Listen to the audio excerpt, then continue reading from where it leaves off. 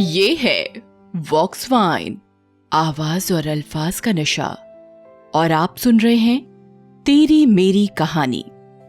तो दोस्तों, आज की कहानी है निरंजन धुलेकर जी की कबाड़ी। पड़ोस का 200 साल से भी पुराना खंडहर जैसा मकान अब तोड़ दिया जाएगा। खबर थी, आज देखा कि मजदूर आ गए।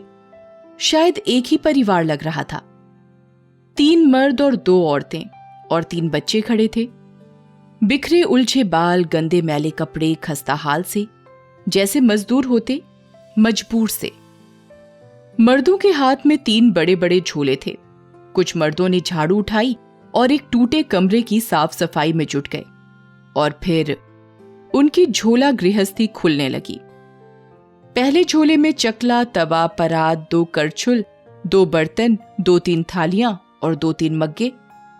दूसरे झोले से औरतों, बच्चों और मर्दों के कपड़े, मैले कुचैले। और तीसरे झोले से निकले 2-3 गमछे, 3-4 चादरें, एक बड़े दांते वाली कंघी, एक गोल छोटा शीशा और एक घिसी हुई लाल सी साबुन टिक्की और निकली। 2 फटी हुई गेंदें और एक मैली कुचैली गुड़िया। देखा, एक भी सामान फालतू नहीं था। एक भरे पूरे परिवार की गृहस्थी, बस इतनी सी। सामान खुलते ही परिवार हरकत में आ गया। ईंटों से चूल्हा बन गया। टूटे घर से ही निकली सूखी डालियां, लकड़ी, टहनियों ने उसमें आग जला दी। औरतों ने मोटी मोटी रोटियां थापी, फिर बर्तन में दाल चढ़ी। सबसे बाद में भात बना ढेर सारा।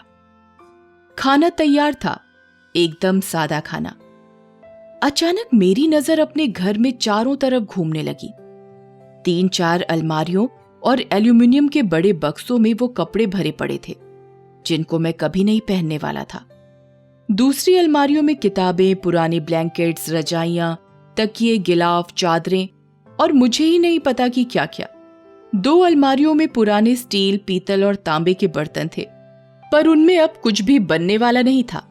40 साल की गृहस्थी में बस खरीदते गए, चाहे उपयोग एक आध बार ही हुआ हो। अब सब फालतू ही हो गया था। घर में बचे थे मैं और श्रीमती जी बस। डॉक्टर दोनों को सख्त हिदायत दे गए थे, फिट रहना है तो खाना रखना होगा एकदम सादा, ठीक वैसा जो इन्होंने चूल्हे पर बनाया था। मैं कभी अपने घर के करीने से सजे सामानों को देखता तो कभी इन लोगों के झोलों को।